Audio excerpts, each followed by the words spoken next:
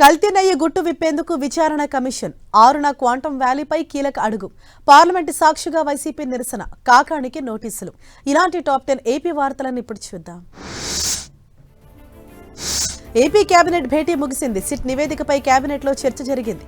కల్తీ నెయ్యిలో అసలు సూత్రధారులను తేల్చేందుకు విచారణ కమిషన్ ఏర్పాటు చేయాలని నిర్ణయించింది.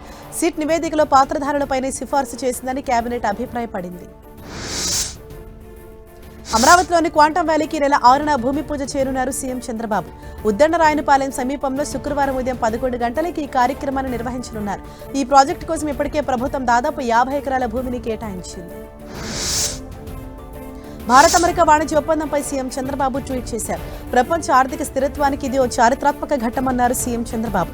వాణిజ్య ఒప్పందంపై ప్రధాని మోదీకి అభినందనలు తెలిపిన చంద్రబాబు సుంకాల తగ్గింపు వల్ల భారత్ అమెరికా బంధం బలోపేతమవుతుందన్నారు.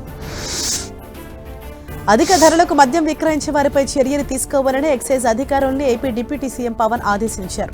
ఎంఆర్పీ కంటే అధిక ధరలకు మద్యం విక్రయాలు జరుగుతున్నట్లు ఫిర్యాదులు వచ్చాయని పవన్ కళ్యాణ్ ట్వీట్ చేశారు. అధిక ధరలకు మద్యం విక్రయాలు చేపట్టడం నిబంధనలకు విరుద్ధమన్నారు. మద్యం దుకాణదారులు ఖచ్చితంగా నిబంధనలు పాటించాలని స్పష్టం చేశారు.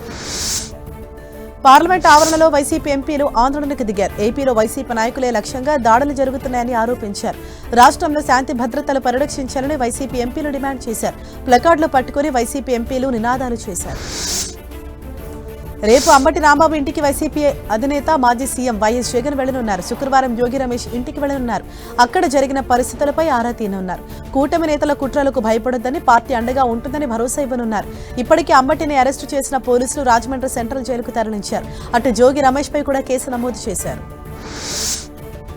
మాజీ మంత్రి అంబటి రాంబాబు ఇంటికి వైసీపీ నేతలు వెళ్లారు. రాంబాబు కుటుంబాన్ని పరామర్శించారు. ధ్వంసమైన ఇల్లు, కార్యాలయాన్ని అనిల్ కుమార్, సుచరిత, తలసిల రఘురాం పరిశీలించారు.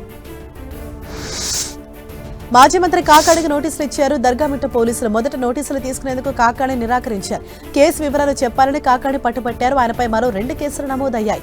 సీఎం చంద్రబాబు ఎమ్మెల్యే సోమిరెడ్డిపై అనుచిత వ్యాఖ్యలు చేశారని పొదలకూరు పీఎస్లో, అలాగే తిరుమల లడ్డూ వ్యవహారంలో సీఎంను విమర్శించారని దుర్గామిట్ట పీఎస్లో కేసు నమోదైంది. జనసేన ఎమ్మెల్యే అరవ శ్రీధర్ను జనసేన త్రిసభ్య కమిటీ విచారించింది. రైల్వే కోడూరులోని ఓ హోటల్లో ఆయన ప్రశ్నించింది. త్రిసభ్య కమిటీకి ఎమ్మెల్యే తన వివరణ ఇచ్చారు.